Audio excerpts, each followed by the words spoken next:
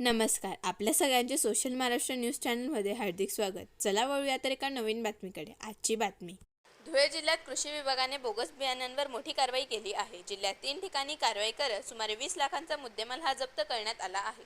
सकाळपासूनच धुळे शहरात बाहेरून येणाऱ्या खासगी ट्रॅव्हल्स या कृषी विभागाच्या पथकाद्वारे तपासणी करण्यात येत असल्याने 2 ट्रॅव्हल्समध्ये भारतात बंदी असलेल्या बियाण्यांचे सुमारे 1200 पाकिट आढळून आले. गुजरात राज्याकडून अकोला शहराकडे हे बियाणे नेत होते. खरीप हंगामामध्ये शेतकऱ्यांकडून मोठ्या प्रमाणात कपाशीची लागवड ही करण्यात येत असते.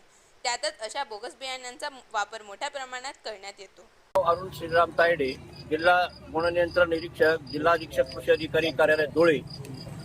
माझं कार्यक्षेत्र संपूर्ण धुळे जिल्हा आहे आणि बियाण्याची गुणवत्ता तपासणे, बोगस येणारे बियाण्यावर छापे टाकणे, नमुने घेणे इत्यादी माझ्या कर्तव्यामध्ये निर्दिष्ट केलेले आहेत.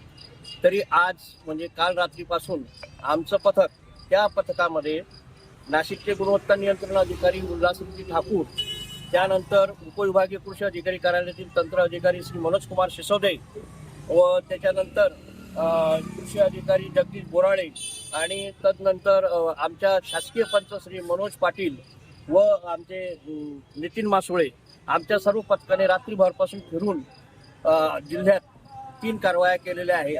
तर सर्वप्रथम जी कारवाई येते 2:30 वाजेच्या सुमारास शिरूर बोरकुल चौफुली इथं हॉटेल बालाजीच्या इथं एक इसम वाशिमवरून बियाणं घेऊन येत होता. तर त्याला आम्ही त्याच्या स्विफ्ट गाडीसह पोलीस ठिकाणी जमा केलं आणि आमचे 2 अधिकारी तिथे FIR दाखल करत असताना आम्ही ट्रॅव्हल चेकिंगसाठी 4:30 वाजता पोलीस आलो.